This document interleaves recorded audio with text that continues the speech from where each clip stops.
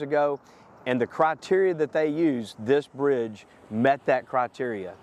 The good news is when the Clear Creek widening and work will begin here in a few years, it would be necessary to replace this bridge at that point.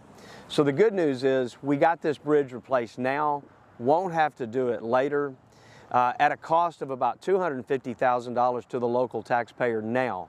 Later, it would have been all on us, probably $2.5 to $3 million. So good news, we saved some money, we're getting this bridge done, we're getting it open, hopefully today at noon. Fingers crossed. Can't wait to be able to drive over this bridge later today. Oh, I got to get to the depot because we got to get on with the rest of our show.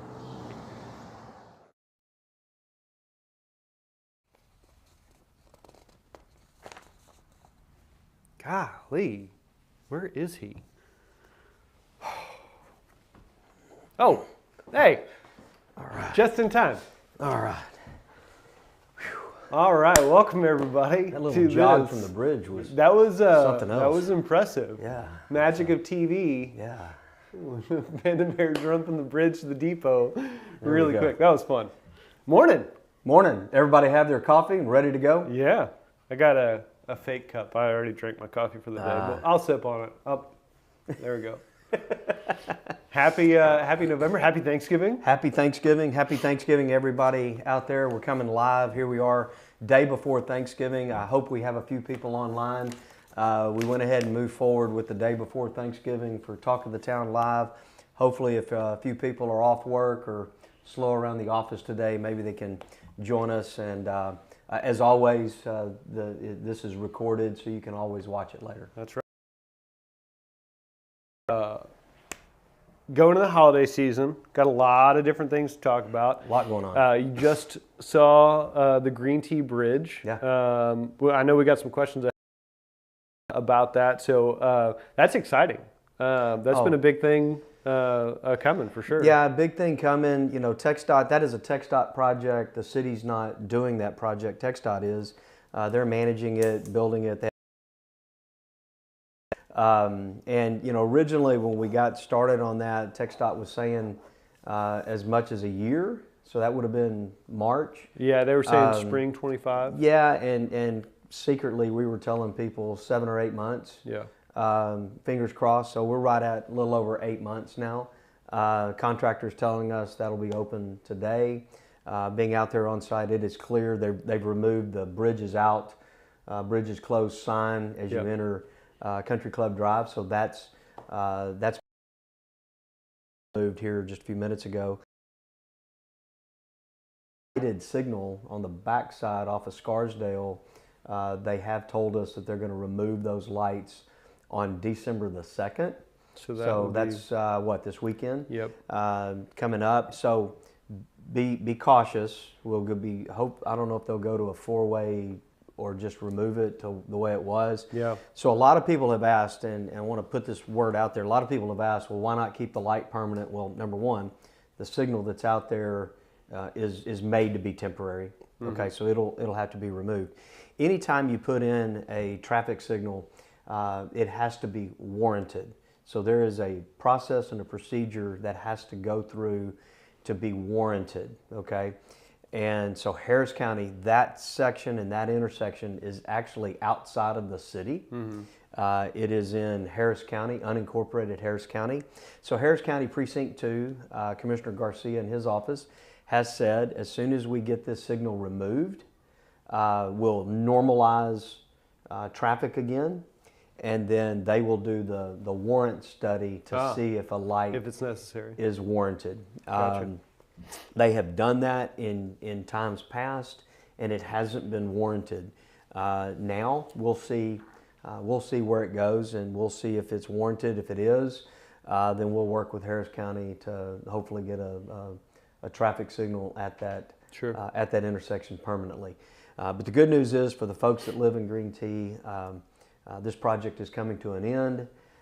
We can get back to normal. We're getting it done and open before Thanksgiving, which we were, fingers crossed, trying to make that happen. There's a lot of festivities that happen in Green Tea with Christmas lights and all of those kind of things. A lot of hay Tour rides, delights and Tour Delights here in a few weeks, and all of those kind of things. So that's going to move on as normal, which is really good. I want to thank TxDOT for working with us to get this open. There's been, as always, when you're finishing out a project, there's always punch list items. Sure. And there's still some work to be done on the bridge. There's still some work to be done, I believe, by Comcast. They're in the right-of-way. Striping of the bridge, they'll come back here in the next week or so and do all the striping and get that done. But we really wanted to get this bridge open by Thanksgiving. I'm really curious to see what opening the bridge does to the left-hand turn on Yost at rush hour. Because that, I mean, clearly everybody's going back that direction to get back into the neighborhood. And so, well, one of the things that I'm hoping it will do, there's been a lot of cut through traffic through Green Tea to avoid that light, which I'm sorry, makes no sense to me wind through Green Tea to get there.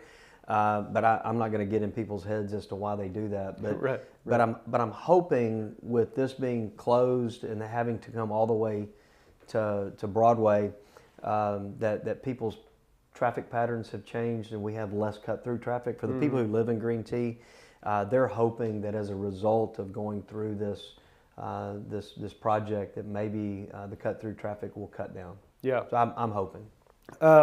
So you want to stick on streets for a couple of minutes? Sure. We did want to provide updates on street repair work because we have a lot of that going on. We have a lot of different capital projects and budgets going to that, as well as new content on our website with our pavement condition index to show all of that work that's going on. We did get a lot of questions, so I'll just run down this list and you can kind of knock them out as we go. Sure. So first one we had was, can we get an update on McLean Road being complete? What product are they using? How do we get it off our cars? Yeah, it's a great question. I know there's several questions about McLean. There's been several questions even about the workmanship on McLean, and we've also seen some of the traffic out on social media regarding McLean. So let's just address McLean real quick. Number one, the city and our staff agree that the workmanship of that roadway and way it's been done is not to the proper standard. So want to let people know this is a contract that's not being done in our partnership with Brazoria County. The city is not doing this roadway directly. We did bid that along with several roadway projects out to a company called Pavecon, and Pavecon is a known, reputable street asphalt and concrete contractor, and we've done work with them in the past. So they bid it, received that bid, and their work has just been subpar. So when we do that, here's how we protect the taxpayer. Number one, we have a warranty. So if the work has a problem over the first year, we have that. Number two, we have a performance bond. So if they refuse to perform, we can go after that bond and get that work done. And then they have a maintenance bond. So if there is a maintenance issue afterwards as well, then we can go after that bond. Clearly, those are legal maneuvers, legal procedures to go through. Sure. Pavecon has been working with us. They want to make sure that the work is right. They agree that it's not quite to standard as well out there. So next week they're actually mobilizing in another area of town on some work that they need to do some remedial work to, and then they'll be back to McLean to get that roadway where it needs to be. And we have told them we're not allowing them to move to any other streets until that is right. Sure. So our folks are in constant contact with their staff to make sure that roadway gets done correctly. If you've had, and I know they did the work on Walnut, and as well as McLean, and so we'll put this up in the comments as well. But if you have a claim, if you've gotten any of that residue on your vehicle, they are working with people to get cars and trucks detailed to get that off. We'll put that up. But if you've got a Pavecon claim, We have an individual here, Angela Bradford, That works for the city. that works for the city, Yep. that will handle that and work with you with PaveCon to make sure that that works. Angela Bradford, and you can call her through the 1900 number, which is 281-652-1900, 281-652-1900. We will put that up in the comments as well. And anyone who has reached out, we'll make sure that we put it in their comment and tag them, Yep. so they can get that back. And so we've had several. They've been working well, making sure that those happen. That's just part of construction. Construction is dirty.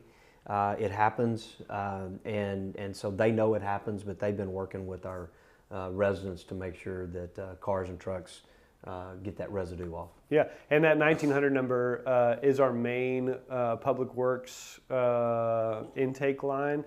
So you won't speak to Angela Bradford directly, but they will take all your information. Yeah, leave a message for her. Yeah, you'll talk with our customer service representatives, but they're familiar with these types of situations and how to take this information. So call that line. Call that line for anything. Street repair work, report potholes. Anything like that. They take all that information there. Yeah. So sticking to transportation, I think we satisfied McLean pretty well those Right. questions. East Plum. When will East Plum Street be scheduled for maintenance? East Plum. Actually, I wish I had the dashboard up because I believe East Plum is in our next round of with Public Works. We actually have a contract that we're working on, and we've kind of held it a little bit so we don't get too far out there with PaveCon and what we're doing with the current projects. But I believe, if I remember correctly, it was in that next 3 to 6 month time window that was on the pavement, dashboard. on the dashboard. And the dashboard that So, the mayor's talking about. But real quick, we'll make sure that we confirm that, and, Yep. and we'll make a comment back to this person and get the correct date.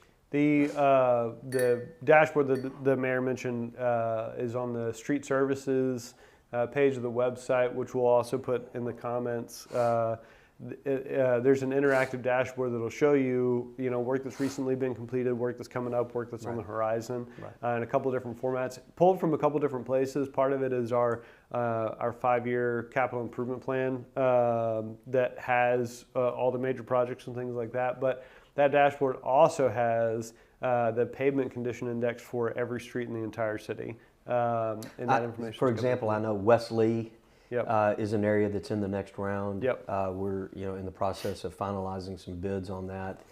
That's part of that one, and I believe, don't hold me, we'll get the exact time frame for East Plum, but I believe it's in that same group of projects. So, but we know, and we're running through that's where the conditional pavement index comes in, the PCI. We want to go from worst to best. Yep. And so it would be wrong for us to skip over something that's worse. And so Sure. we're working in that direction. It gives us good scientific data to go by. So we're doing the right thing with the right roads at the right time. So bear with us a little bit longer. We hope to get that done. That's going to be a little bit of a headache with the bus traffic. Sure. And Pearland ISD. So we have to make sure that we are working with Pearland ISD and the bus barn there to make sure that we get through that. Another transportation-ish related question. Why is the sidewalk repair work causing so much damage to personal property and taking so long to complete? Do we have any idea where that? So I'm gonna ask staff. I know Jasmine's the one that reaches out to these folks. If we can get a specific time frame and where on that property, we can get a little bit more specific with that. Yeah, that question was from Lori Fay. Lori, if you're watching or if you see this, if you'll send us a message, we can provide more details or put you in touch with the project manager. But typically, so when we have a sidewalk repair and we've got a contractor out there doing, again, we'll do this in a contract, and so they'll have a crew that demos, they'll have a crew that comes back and forms and then they'll have a crew that actually pours and sets the concrete. So it's usually three different crews within the same contract. We have one crew that come through and they just demo and move through the project. And so obviously weather related, Permit related, yep. Availability of concrete, those types of things always cause potential delays. But and from time to time, when they're out there working, they may damage irrigation line or something like that, and so we need to know those.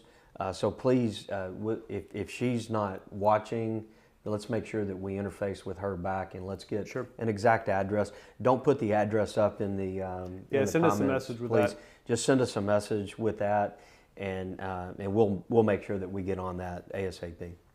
Okay, couple more topics. I'll let you decide which direction we go. Okay. Got a couple of random questions, Okay. or we can talk things that are upcoming event type things that are on the horizon. We also have our core values we want to talk about, Cool. and then we have a couple of recruiting opportunities that we want to make sure people are aware of. So. Let's knock the recruiting stuff out first. Let's talk about core values. Yep. We'll hit random. Yep. We'll finish with holiday activities. Perfect. And certainly any questions that are popping up today. Let's do that. Okay. All right. So I think I went in reverse order. No, yeah, that's totally fine. So we have a lot of recruiting opportunities coming up within the city. We have the next thing that's coming up is Engineering and Public Works. They're going to be doing an open house at their headquarters, which is on Orange Street, Old Alvin. Orange and Old Alvin, right there. They're going to be doing a recruiting event for all sorts of positions. It's December the 6th, so it's next week. And it's a full day event, so 8:30 to 3:30. And the way the open house works, you can register ahead of time. We'll put a link for that registration on this stream as well. So anybody that's looking for a job, that department's recruiting, and they're doing on-site interviews and I believe on-site offers and things like that, if I remember correctly. Right. So HR is driving a lot of that initiative, but it's all public works related jobs. So crew members, team leaders, heavy equipment operators, different things like that. There's a list of positions, and we actually have it on our calendar on the website as well. Wonderful. So people can find all that information. And I love it when we were able to hire our own folks. One of the initiatives that I want to see as mayors, that people not only live here but work here. Yep. Not just work at the city, but work in the city. Cut commutes down from having to travel outside the city, and I think if people not only live in the city but work for the city, they're going to be even more invested in their government, in the city, and working for the residents that we all serve. Well, and I mean, I'm probably biased, but I think it's a pretty great place to work. I enjoy the work that we do, and it's really contagious watching, especially the people that are responsible for the sustainable infrastructure. The people that keep our streets and sidewalks and water lines and things like that all maintained. I'm constantly inspired by the work that those people do, and their commitment that they have to the community and the impact that they make. Right. You want to see an impact in your community, go and pig a water line and improve the quality of water for the residents in that area. It's really inspiring. Right. Couple of other opportunities that we have up from a recruiting perspective. Later in December, we have our next round of police department. Is it a testing day, Joe? Yeah, so the police department is hiring patrol or police officers. So the way that their hiring process works, you go and do a physical agility test and a written test to even be considered for the process. So unlike Public Works, there will be no offers on that day. No, it's a very that rigorous process is very intense, very lengthy, but very rewarding if you go through it. Yep.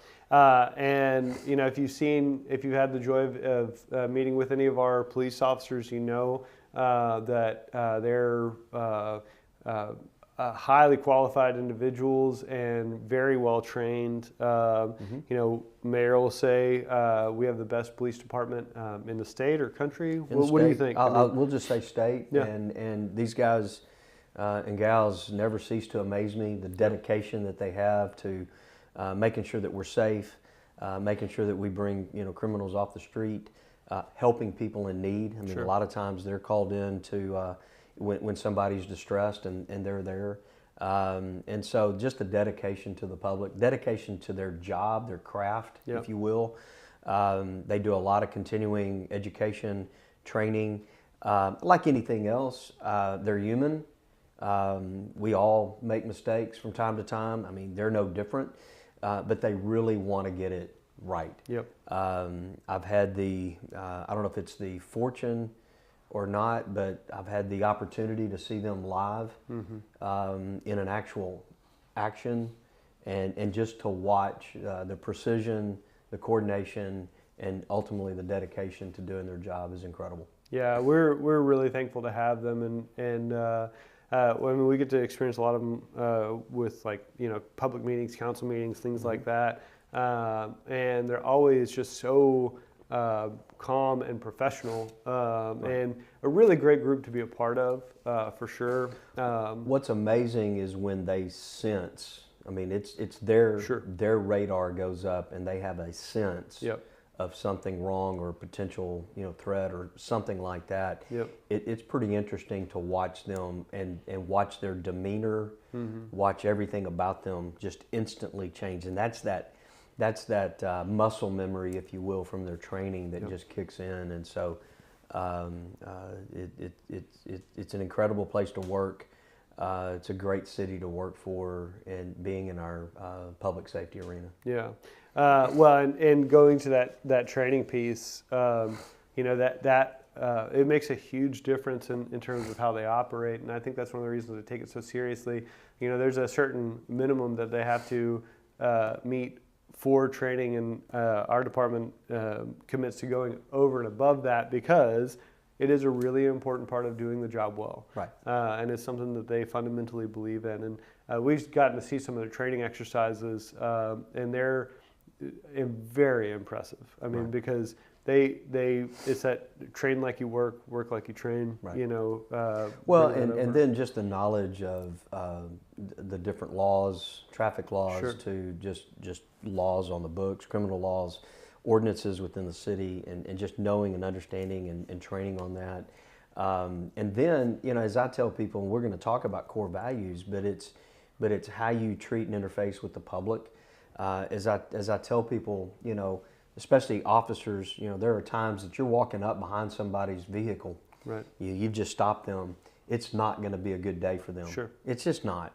And in fact, most of our public services, they're catching the public on their worst day. That's right. Okay, it's their worst day. But how you treat, interact, and have those discussions with people, hopefully separate the professionalism that we hope to have. Yep. Right.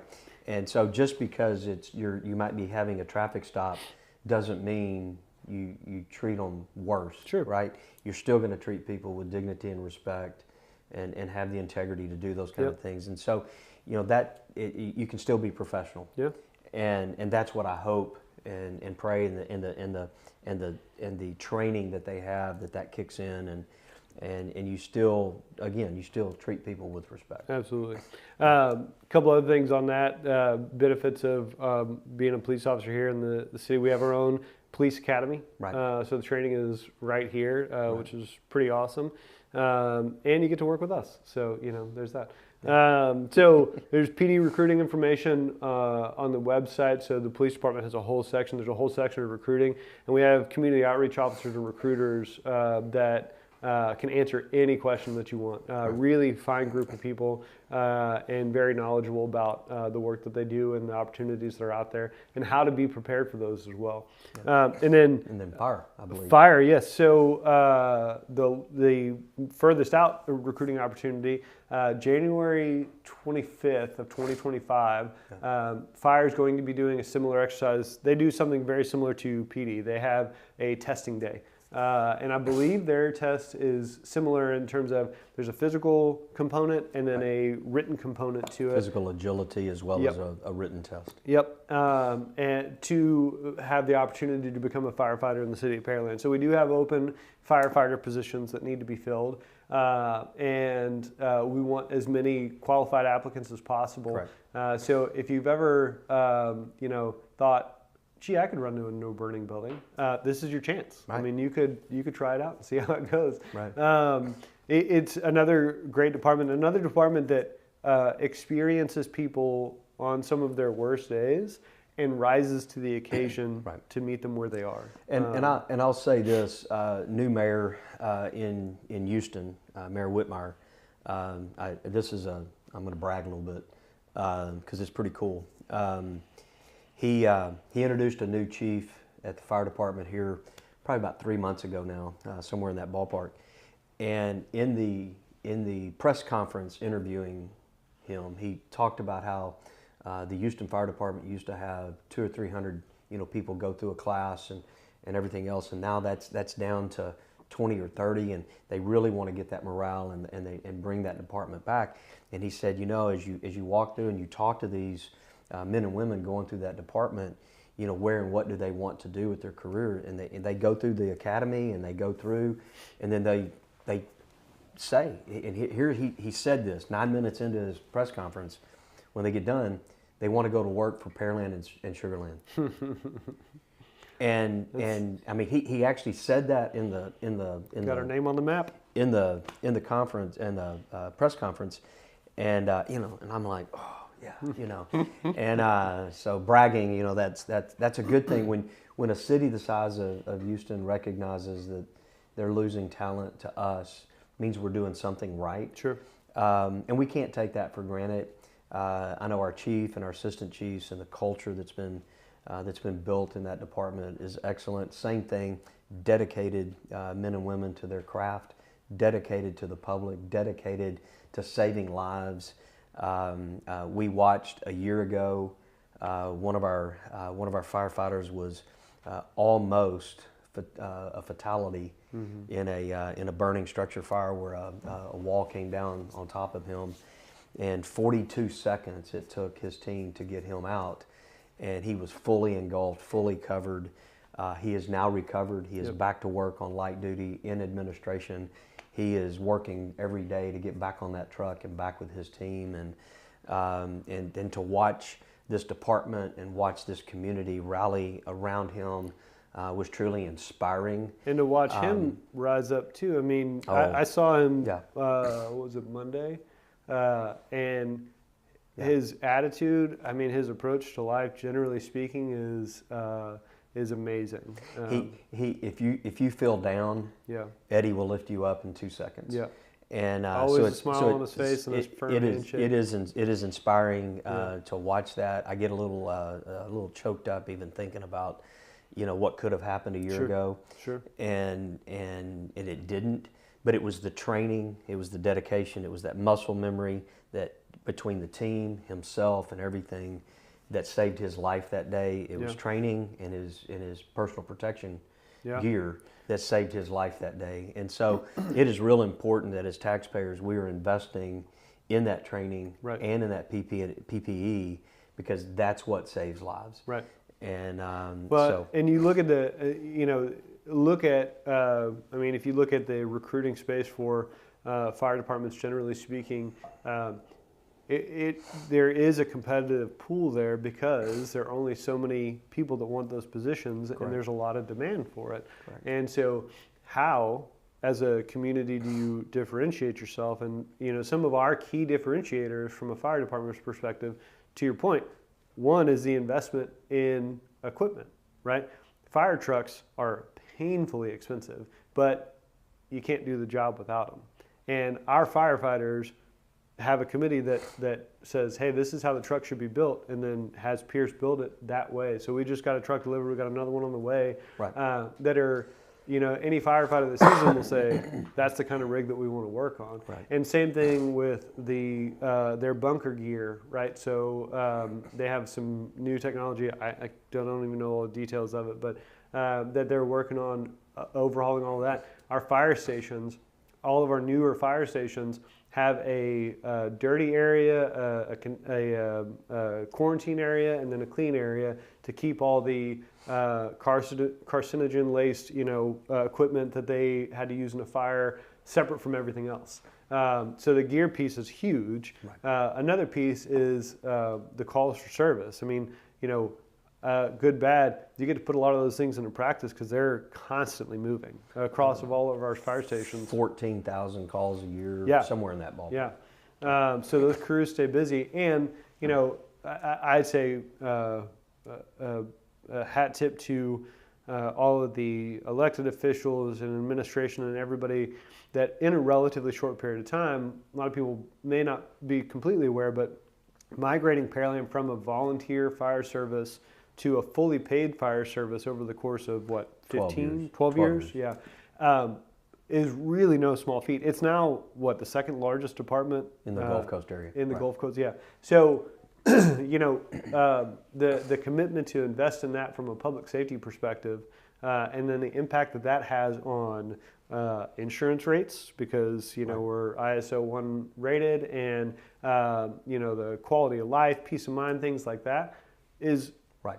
I mean, that's what makes a community, right? And so, if you want to be part of that, not only that, but they have some pretty cool tools. Some really cool tools. Yeah. They have some really cool tools and great special assignments. We have high water rescue teams. We have drone teams. We have all sorts of different things that you can do. They have a bike team. FD has their own bike team. I've always wanted to put PD and FD bike teams in a race against each other, but I don't want anybody to get hurt. So we'll explore that idea. I think we just got word the bridge is actually open before 12 o'clock. Yeah, I received a text from somebody who lives about 5 houses down from the bridge that the bridge is open. So good news, the Green Tea Bridge is open and alive. I'll leave here and I'll drive over it. Yeah, oh yeah. And just say I did. And add some traffic into Green Tea. So. That's awesome. Yeah. All right, so we talked recruiting. Let's talk core values. So I did want to touch on a couple things with core values. One of the things that we've instituted here at the City of Pearland that is sort of an internal campaign. We had just recently our first Employee of the Year and Most Valuable Pearlander, which does tie into our core values. I want the mayor to talk a little bit more about that in a second. Mm-hmm. But we mentioned those specifically because, just like any organization, and probably more than some, like if you're in manufacturing, you have a problem with the process, there are probably some people involved, but there are also machinery and capital and overhead and things like that. Well, the city, if you think about it, like from a business perspective, we try to function as efficiently and effectively as possible, but we are a people organization. We have very little capital expenditure from an operations and maintenance perspective. Our operations and maintenance budget, 75% of it goes to people because it's the people that run the organization and build the community. And so how do we show appreciation for all of the hard work and all of the people? And we have two main mechanisms for that. One is what we call Y in action. Do you have your Y coin on you? I do. So the mayor has his coin that he carries with him as a reminder. And the Y coin is, we work really hard to be able to articulate why we exist as an organization, which is for the community, right? The City of Pearland government exists to help create and maintain the community that's here. If the community wasn't here, then we wouldn't need to be. Right. And if we weren't here, then the community wouldn't necessarily be sort of symbiotic relationship. Mm-hmm. And then we work down from department to the individual to help each and every employee be able to say why they exist as an employee, why their position exists, right? So for me, my why, my responsibility is to tell the great stories of all of the fantastic work that happens that city employees do so that the community that raised me, that made me the person that I am, is engaged and inspired, right? I want people to be proud of the community that they choose to live in, so I use my professional skills to help tell those stories. We converted that into a physical coin so that we could recognize people when we see that going above and beyond, right? So there is a challenge coin that is a resident sends a note to the city manager, the mayor, or we see somebody helping a resident change a tire. I mean, there are a number of different scenarios, but we have a coin that the mayor and the city manager can give to an employee with a handwritten note, very personal experience, acknowledging what they did and thanking them for that commitment to the organization. So that's one. And we decided that this year it would be a good thing to have that culminate into a most valuable Pearlander. We didn't do a judge drawing. We did a random drawing of everybody that received a Y coin, because every one of those employees deserves to be. But we wanted to kind of bring that up a level. And then the other thing we have for the Employee of the Year, I think I got those in the right order. Yeah. We've been doing a Positive Employee Appreciation and Recognition, PAIR. Right, we have to, have an acronym or a pair tie-in somewhere, and that is more for employees acknowledging one another's efforts. Right, so I, as an employee of the city, see somebody else doing something profound, and I can submit and say, "Hey, I saw, Josh Heiberger out there working on such and such XYZ." Those people.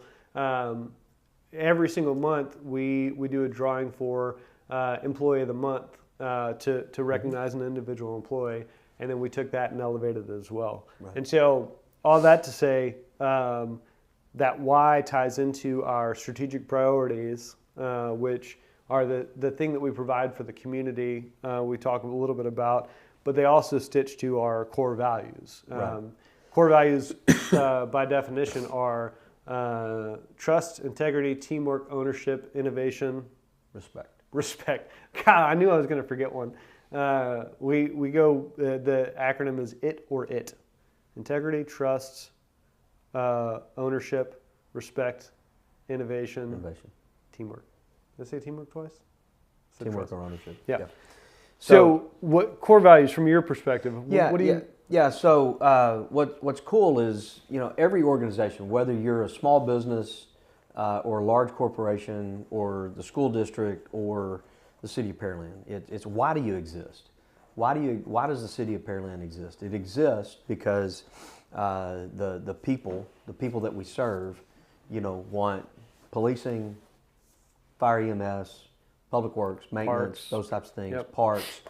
And so they want community for the whole community. And so, at the end of the day, that is why we exist. And I always tell people, I get asked all the time, well, why can't government run like business? Well, number one, we don't really sell a profit.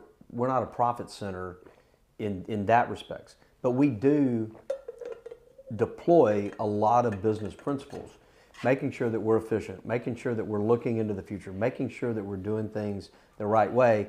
All under the guise of, we have public bidding where private business does not. Right. We have all of those kinds of transparency issues that we want to make sure that we are fully transparent with the public at large. And we have more quote unquote lines of business, right? Right. Water service, fire. Right. You wouldn't open a city as a business. No. I mean, policing and fire and public works and those types of things are not set that way, but we can still deploy business principles. And so the why in action, when I talk to new employees, for example, we talk about the why. And this is true with just really about anybody. Why do you get up and go to work? Yep. Yes, it is a job. We have to feed our families. We have to do those kind of things. But there is something else. That day that you want to sleep in, but you push through and you get up anyway, it's the why that you exist to do that job and give you purpose. I always want to make sure employees have a purpose. Yeah. And so, just like you told your why, I have a why. I have a why as the mayor. I grew up in this city.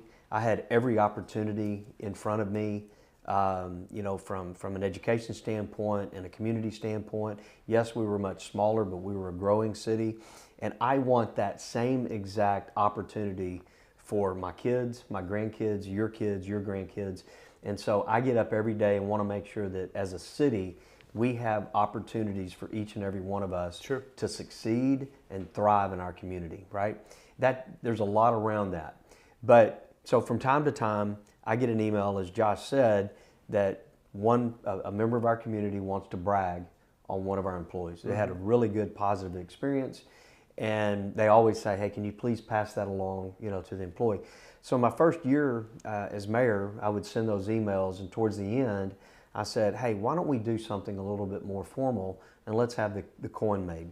And so now we do a challenge coin. It's a Y coin presentation, and without a doubt, every single one of these that I've done, the employee goes, Mayor, I just did my job. Right. Yep, you did. But it was a positive experience for somebody. They took 5 minutes or 15 minutes to send me a note or a text or a messenger or whatever. Then I'm going to take a few minutes of time to go and say thank you for that. And as mentioned, in the coin itself has the core values. It's who we are. As a government, trust, respect, Yep. innovation, integrity, ownership, and teamwork.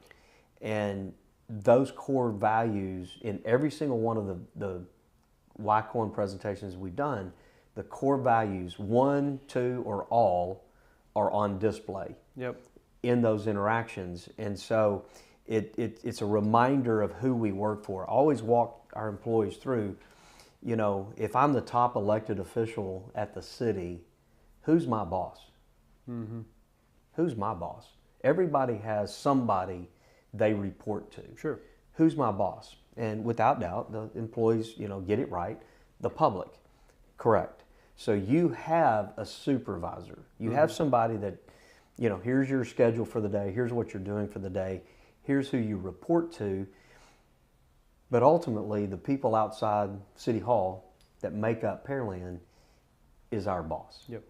And so if we remember that mindset when we're having an interaction with a member of the public, and remember that interaction, if you enter into it and you treat that interaction just like your supervisor and you're walking in for your evaluation, you're going to have a positive experience. Absolutely. And to members of the public, doesn't always mean that the answer is yes, doesn't always mean an answer is no. They have policies and procedures to go by, but it's the interaction and how they treat with respect, Right. dignity, integrity, and all of those. And so the core values is who we are, and it's the culture that we're trying to grow Sure. through the employees at the city. And again, with 930 positions, there's going to be challenges from time to time. Sure. But that doesn't mean that we don't have a roadmap and a place to get to. Yep. with our employees. And so we just simply want to recognize it. And challenge coins have been around for a long time. A lot of people have them.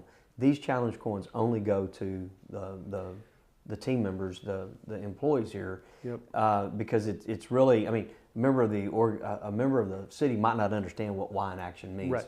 Yep. Right. And so, but it's fun to do those. It's not every day that we give those out. And there are people who have positive interactions each and every day with members of our public that aren't getting these. Sure. It's just when somebody reaches out to me and says, hey, we've had a great, we've had a great interaction, then, Yep. then Well, we want to reward it. And I think we probably need to get to some questions. Yeah. But just to touch on that real quickly, you kind of hit the point pretty clearly, but and this is not a unique concept. It's nothing that we came up with on our own. There's a public speaker, his name is Simon Sinek, has the Y concept, and we sort of adapted to that. and the way that we talk about it, our core values certainly are essential to everything. We have a set of strategic priorities which are set by council, and that is an identified list and then definitions of things that we provide for the community. Our why as an organization is the community itself, but in everything we do as an organization, the expectation is how we operate is through our core values, right? So all of those things have to tie together to bring our common operating picture as an organization.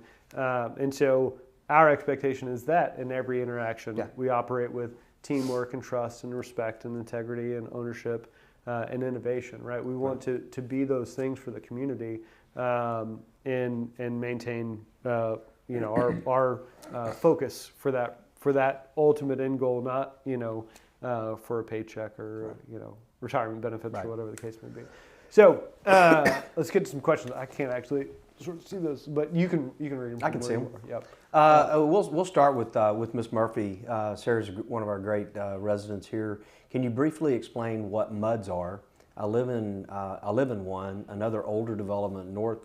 It moved. Another development. The townhomes in the old town site do not have a MUD. Then we pay a small MUD fee in our water bill. I'm totally confused. Our MUD taxes are high. Will they ever decrease or totally go away? So I'm going to try to give MUD 101 in about 3 minutes. That's a hard thing to do, but I'm going to do my best. That's a lot. This is a dense conversation. So MUD's Municipal Utility District allows a developer to get reimbursed for certain expenses that they put in: water, sewer, drainage, detention. If the MUD has road powers, they can get some of the streets reimbursed, and they can get, if parks are a part of it, they can get some parks reimbursed. Now, so they have to build it first, and then they have to build it. The value has to be there. The MUD sells bonds, repays the developer for those. So in the greater Houston area, there's MUDs all around us. I call it the MUD model, and one of the reasons we have a more affordable, and that's eyes in the the question of affordability is in everybody's mind. Sure. One of the reasons we have the affordability that we do in the greater Houston area versus the rest of the country is because of the MUD model. So as a developer, because it's hyper local, I'll share this. So a developer comes in and will sell that lot at cost. They don't sell the lot at a profit. They sell the lot at cost, which allows the home to be more affordable. Yep. And then their profit is the reimbursable. Got it. And so the question that Sarah asked is, will it ever reduce? Will it ever go away? And the answer is yes. Right. We actually just experienced that. Yeah. We actually have several MUDs in town.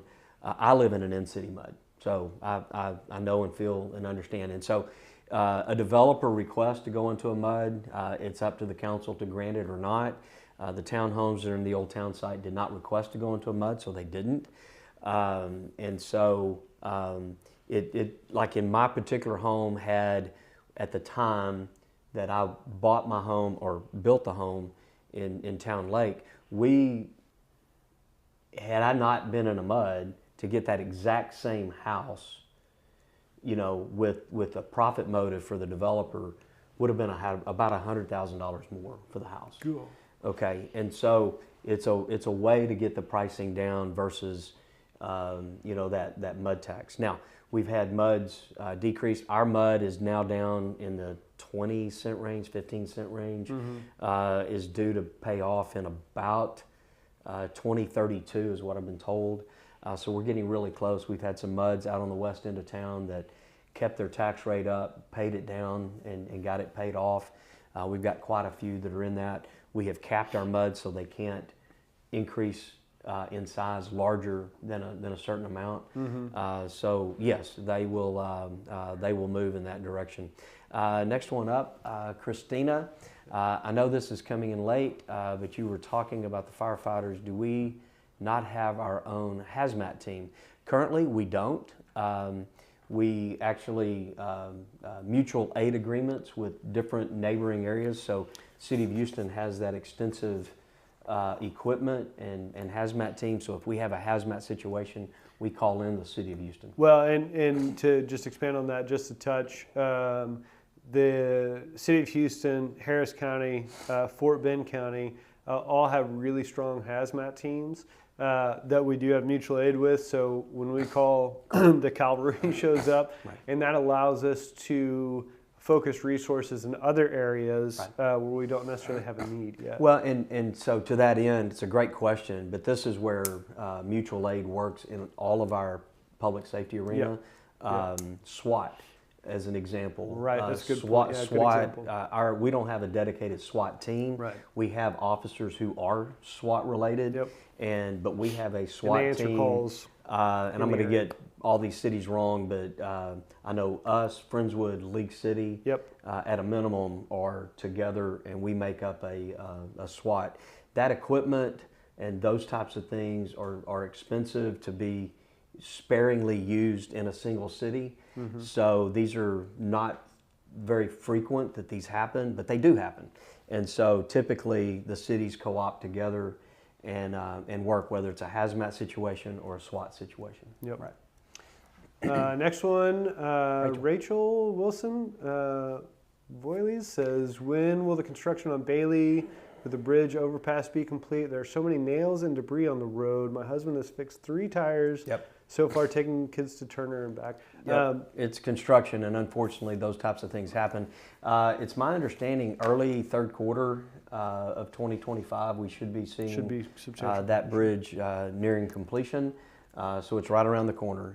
Getting those bridges up are super complicated with the traffic flow, but it looks to be probably within the next 3 months or so.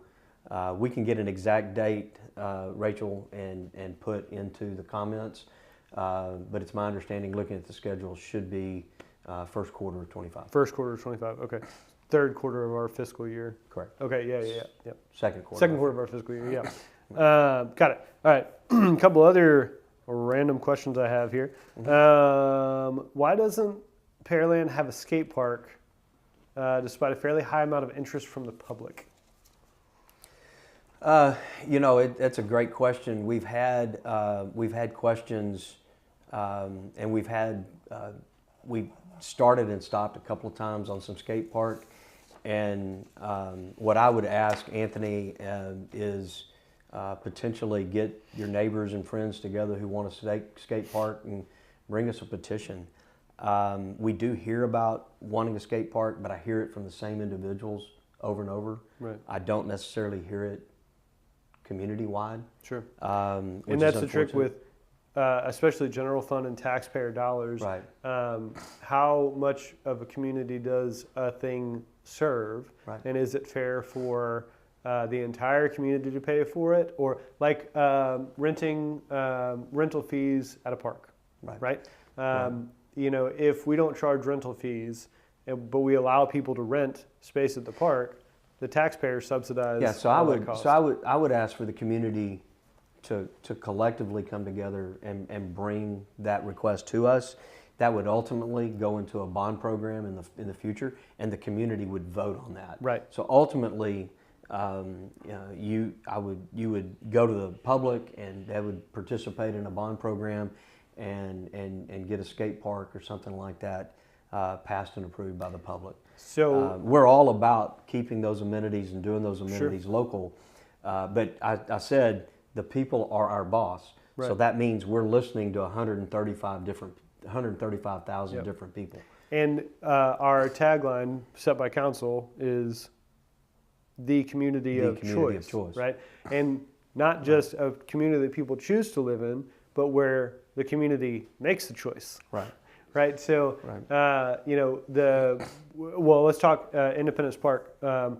The phase of that park that we're going into design, or will be going into design now, was on the 2023 bond election and passed with 52 or 53%, 52%. Very, very narrow passage. And so, and a lot of people say, well, what's out there now is underwhelming. Well, the master plan for Independence Park has always been in phases. Yep. So phase one, what you don't see is a lot of things that are happening underground, Infrastructure drainage, work. Yep. infrastructure work, to make sure that it's set for the next phases.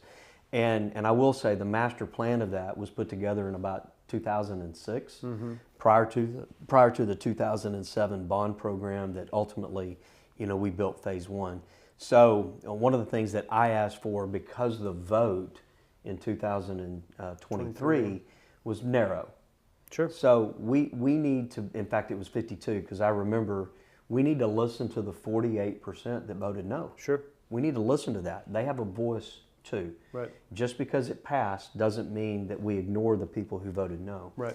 And so as a result of that, I've asked for community engagement, community involvement, and the stakeholders of the park and the community to speak about what we want to have in that park, and make sure that we're listening to them.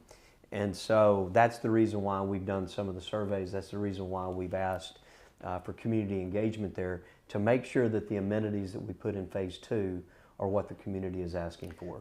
And you'll start to see results. Everyone out in the community, we just wrapped up I know we've had survey. over 1,000 people. I think we may have reached 1,000. It was 977 the last I looked, but close to it. Right. That survey was open, and it was comprehensive. There are a lot of questions on that survey to kind of run the gamut of how do you use the park, how far would you travel for it, what kind of features would you like to see, what sort of inclusive playground features would you be interested in, all sorts of different things, because we want the park to work for not just that 52% of the majority that voted for it, but for everybody. Yeah, right? and this park, unlike, for example, the sports park that's in Shadow Creek Ranch, Sure. that is it's dedicated for sports. Right. Okay, so it's different than this. This is our grand leisure park. Yep. And we want it to still be leisure, but we also want the proper amenities there. Well, in the park as it was structured before, it had sort of a mix of different things. Not to knock the design that it was before. We do hear, comments especially about bringing the pool back, right? Soft spot, that's the pool that I learned how to swim in. Oh, yeah. It's a pool that I was a lifeguard at. But again, looking at that perception or the nostalgia versus reality, that pool specifically, the last year it was in operation, they collect fees for pool attendants, collected $3,200, cost the city taxpayers $170,000 to operate and maintain. And is that is that a reasonable expense for the handful of people that are utilizing that amenity? Right. But those are the types of things that we need to hear in survey situations and with the community feedback as we develop the future plan. But we've heard more feedback instead of a pool, what about splash pad? Right. And those types of things. Yep. And so We'll be monitoring so those more to things. come on that. But Yep. again, there's going to be people who might not be happy with everything in Independence Park when it comes about. But our goal is to have that interaction, feedback, and engagement with the community, because again, it's your park. That's right. And Yep. it's your city, and so we want to have that. So the reason you're having these surveys is because we've asked for that engagement. I specifically, when we canvassed the vote, you can go back and look at that meeting. I said we need to listen to the 48% who voted no to the park improvements. Sure. And we need to make sure that we're engaging the community with the proper amenities going back into that park. Absolutely. Yeah. Another sort of big area I think we've been talking about, the Old Town revitalization plan efforts that have been going on. So there have been a series of open houses, public meetings, design concepts, and I believe right now we're in the virtual open house phase. Correct. So there's a website, pearlandoldtownsite.com. I think I got that right. It's also linked on our main website, and it's all over our social media. But you can go to that site and participate anytime in the virtual open house and provide feedback on some of the ideas, things you'd like to see in that area. This is slightly different than where we are with Independence Park, because Independence Park is about to go into design, which is the stage right before construction. The Old Town Revitalization Plan is just that. It's a plan that says, this is kind of a thing that's here. How can we make it more useful or helpful, right? Yeah. So, how can we provide vision to it? Yeah, and so again, we want to make sure it is a place in town. We want to make it a little bit more of a destination. In fact, on the wall behind us, the original is the original plat of the Old Town site. It's kind of hard to see with the light shining, but that's where our city started and was created, in 1894, and so we want to make it a special place.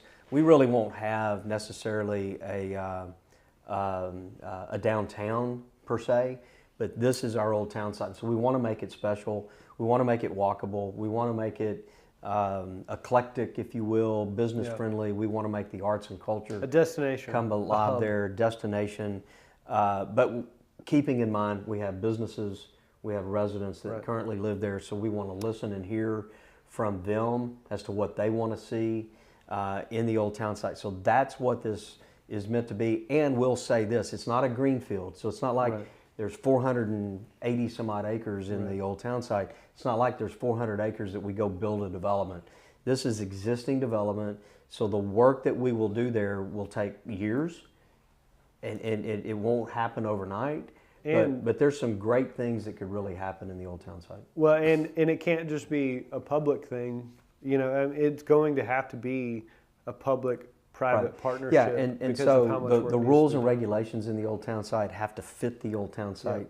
And so we've got to make sure that we're working that correctly, so it can be the next generation. I mean, it's over 100 years old. I want to set it up for the next 100 years. Yeah. And infrastructure, all of those kind of things. And so participate in that. Get us feedback in that.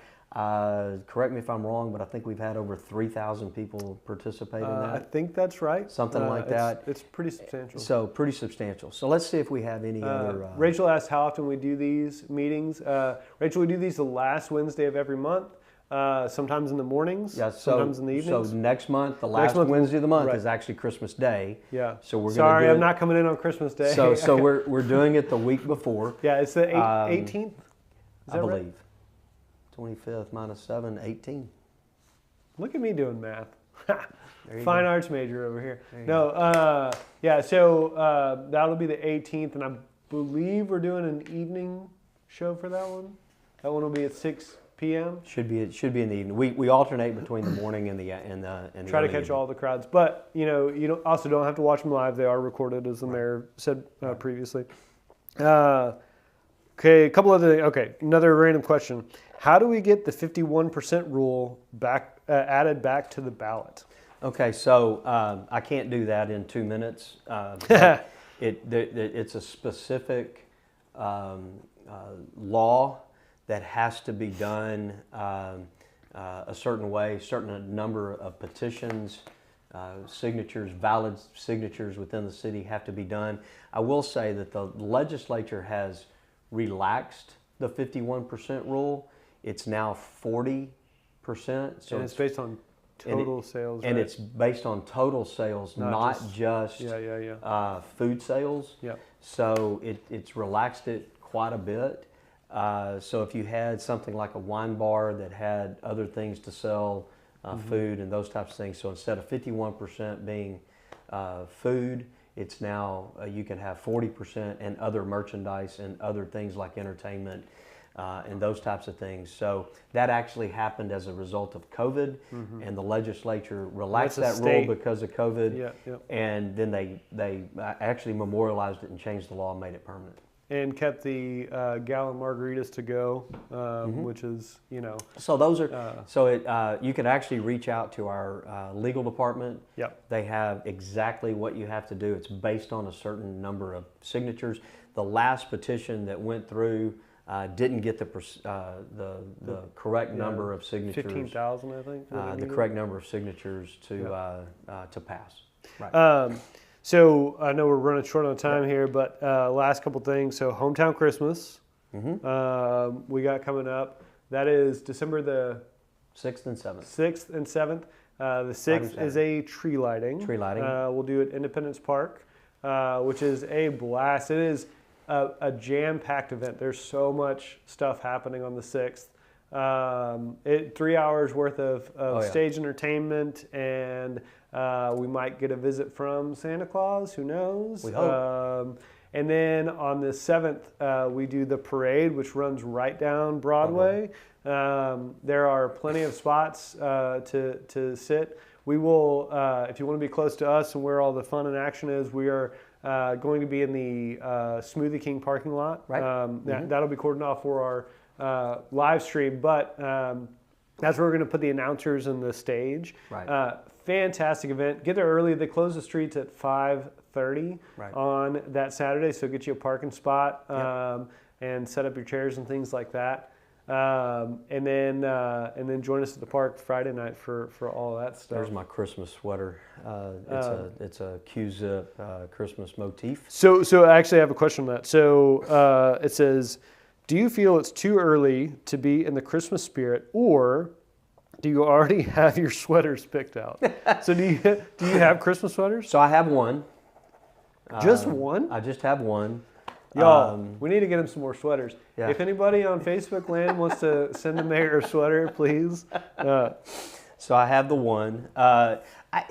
Is it too early? I guess define too early. I think July and August, yes. Sure. But here we are at Thanksgiving.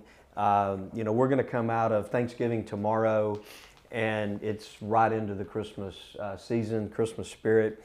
So let me talk a little bit about that, and we'll kind of round out this Talk of the Town Live.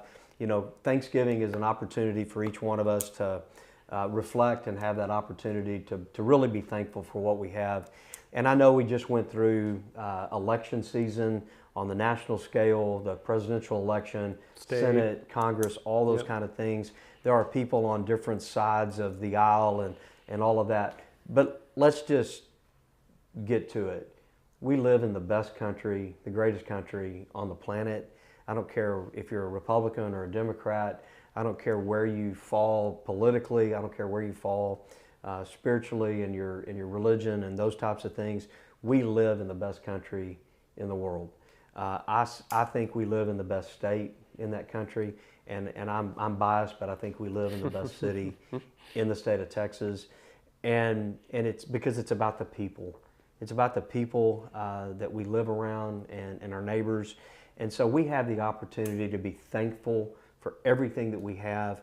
Let's face it, there are people around the globe that don't even come close to the standard of living that we have. Yep. And so at the end of the day, we have our warts, we have our issues, and we'll talk about it, but we have it pretty good. And so tomorrow we have the opportunity to reflect, sit back, spend time with our family, spend time at our homes. And some people may not have family coming in this year. Maybe you're going to a restaurant, but you have the opportunity to reflect and be thankful for what we have.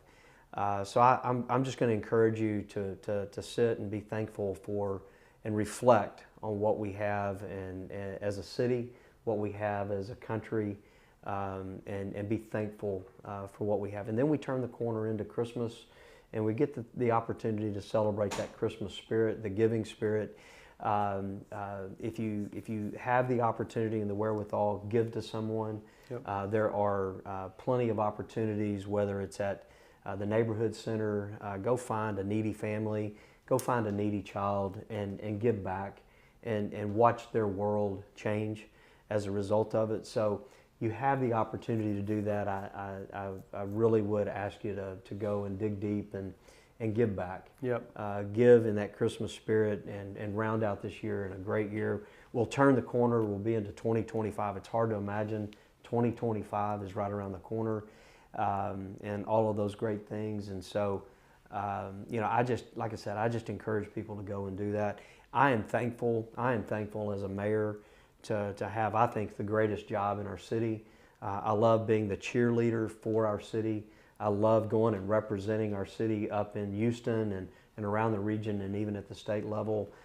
People recognize Pearland. People recognize what we have here. And it is a tremendous honor. It is a tremendous treat to go and represent and be the mayor of this great city. We have some great folks that live here from east to west, central, everything. Again, we have our challenges. We will roll up our sleeve and meet those challenges. We always will. But at the same time, we are dedicated to the people who live here, the people who call Pearland home. Whether you've been in Pearland for 5 minutes or 5 days or 50 years, I treat each and every person the same. You're a Pearlander, and we want you here. We want you contributing. We want you giving back. We have volunteer opportunities always, and we'll put you to work on a board or a commission. If you have something to offer and you want to step up and be a part of it, we have those opportunities. And so it is a great place to be. We want to make it better. It's kind of hard to think about that, but we want to make our city better. We always want to grow. We want these core values on display. We want to grow that. We want to grow our community in the right way. Growth isn't necessarily good unless it's good growth. Sure. And so we have those challenges in front of us. It's great being a part of it. I'm thankful again for having a great platform and a great place to do this. We work for you, and we want the opportunity to do our best for you. Yeah. So with that, Thanksgiving is tomorrow. Administrative offices are closed tomorrow and Friday. To give those employees time off. We obviously still have maintenance crews out and PD and fire and things like that. But we do get into holiday season right after that. To the mayor's point, in addition to the hometown Christmas, visit Pearland. They have a full list of things going on around the community. Festival of Lights, in Pearland Town Center. Visit Pearland is going to be doing a movie December 19th over there. We have lights in Independence Park. There's stuff all over the community. So get involved with that and smash that subscribe button. And we will see you next time, Pearland. Absolutely. Thank you. Thanks.